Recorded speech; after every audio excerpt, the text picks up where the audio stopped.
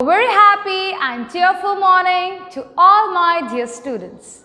I hope you all are fine at home and taking care of your health. So, we are back with our social studies class. And today we are going to start with a new chapter. That is chapter number 16, Let's Keep in Touch.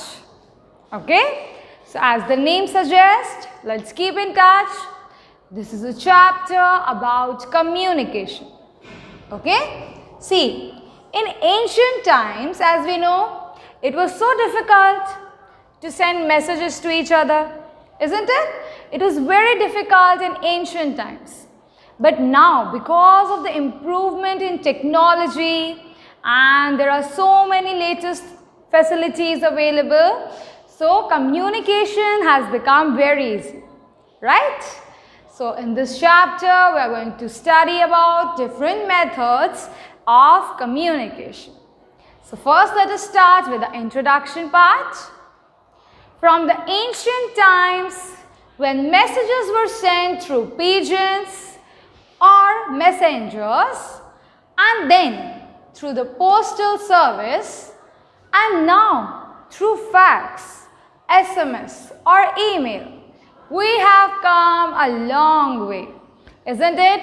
First, it was pigeons or messengers, that is, they used to send some person to other place that go send my message, okay, go give my regards. Then what happened? The Postal Service is developed. After that, what happened? Fax, SMS, email, that is currently which we are using. Okay, so we have come through a long way. This shows the development of human mind and the advancement in their lives. Earlier, the means of communication were very slow and often the messages were delayed and letters lost. So what happened? In the earlier times, it was very slow. That is, see, if we will send a person, that too there was no flight facilities or train, okay, so they used to go very slowly, and what happens? Sometimes even the letters got lost. But now we have a well-developed system at place. Now communication is of two types. One is personal and the other one is mass communication. Now talking about the personal communication. Personal means, see, we are personally in contact with our friend, family members, isn't it? So, we love to stay in touch and communicate with our friends and relatives. Let's know about the number of ways that can be used to communicate with them. Okay? So, now we will study about those means through which we can do personal communication. Is that clear? Now the first one is Postal Service. What is the first one? Postal Service. We send letters, aerogram. Now what is the aerogram?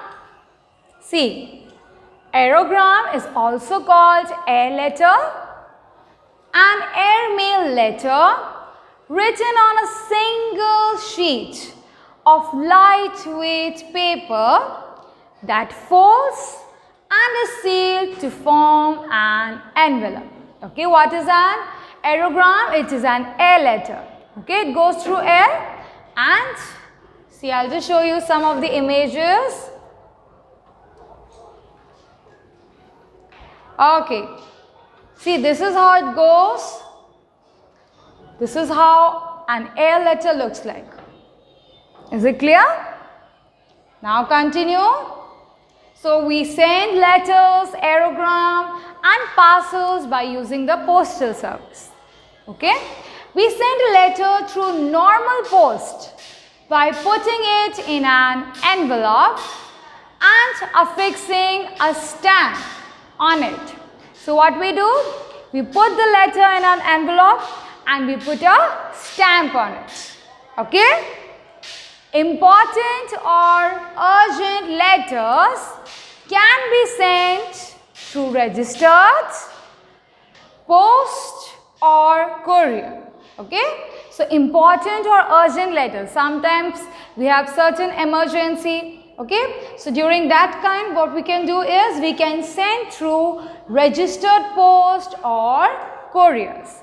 Okay, through this means we can send, so it will reach very fast. The post office provides inlands, postcards, envelopes, stamps and aerograms for our usage. Okay, see, as I was showing you, all this, see, there is a stamp also over here. It is a stamp. Okay, so not only in aerogram, but the regular letters that we send, there also you have to put a stamp.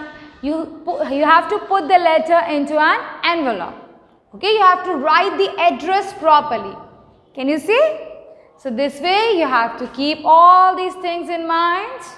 Okay, the post office provides these things: inland, postcards, envelope, stamps and aerograms. Okay, so all these things the post office provides.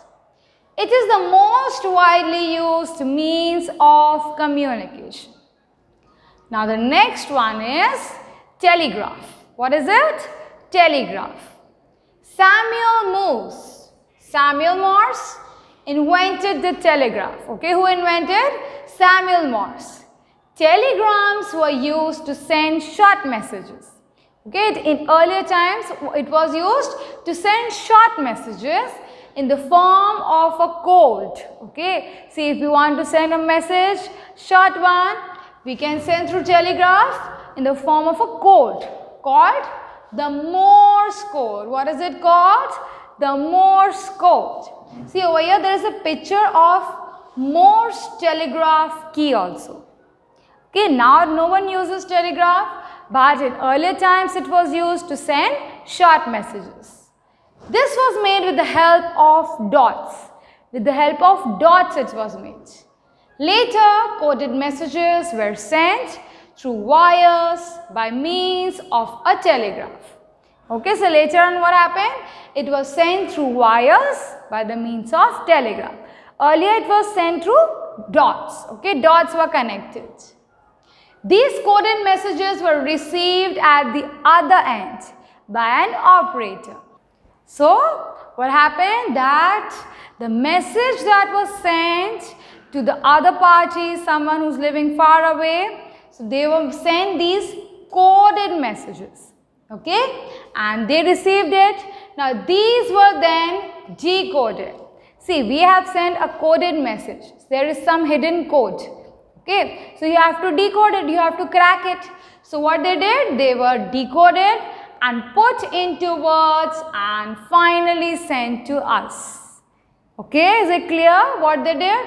First, it was sent in a coded form, coded message, and then these were decoded. Then afterwards, it was sent in words. Okay, however, with the development of more powerful means of communication, telegrams have now been discontinued in India and several other countries. Okay, see why? Because now there are better facilities, isn't it? We have email. In fraction of minutes or seconds, we can send a mail, we can send messages, we can text also. Okay, so now generally people don't use telegraph. Is it clear? Now the third one is telephone. What is the third one? Telephone. The telephone is the most common and fastest means of communication, right? The phone was invented, please underline, by Alexander Graham Bell in the year 1876. This we all know, right? The telephone was invented by Alexander Graham Bell. Okay? The telephone carries the voice of the speaker. If from one end I am talking to you, so it carries my voice, okay, over long distances. Two people can easily communicate regardless of the distance. So regardless of the distance, no matter how far you are, still we can talk to each other through telephones. Now, conferencing over phone allows more than 2 people to talk. See, now generally we have seen this feature, that is conference call. Okay, I am sure many of you do it with your friends or family members. That is, we can talk to more than 2 people. More than 2 people can connect in one call. Okay, see, earlier what was it? That only 2 people can call and talk to each other. But now we can add on other people in the call as well. This is your conference call over here. Okay, conferencing. Today, mobile phones, also known as cellular phones, are widely used. These phones use radio waves to transmit messages. Now see, people have switched to mobile phones, right? People have switched to mobile phones because it is easier. You can carry it anywhere. Telephones, see, if it is cordless, then it's different. But the ones which were connected with wire, we cannot carry it everywhere. Okay? So nowadays, people use mobile phones and cellular phones. Is it clear? Okay? So we'll stop over here, and in the next video, we will continue with the topic. So till that, God bless you all. Goodbye.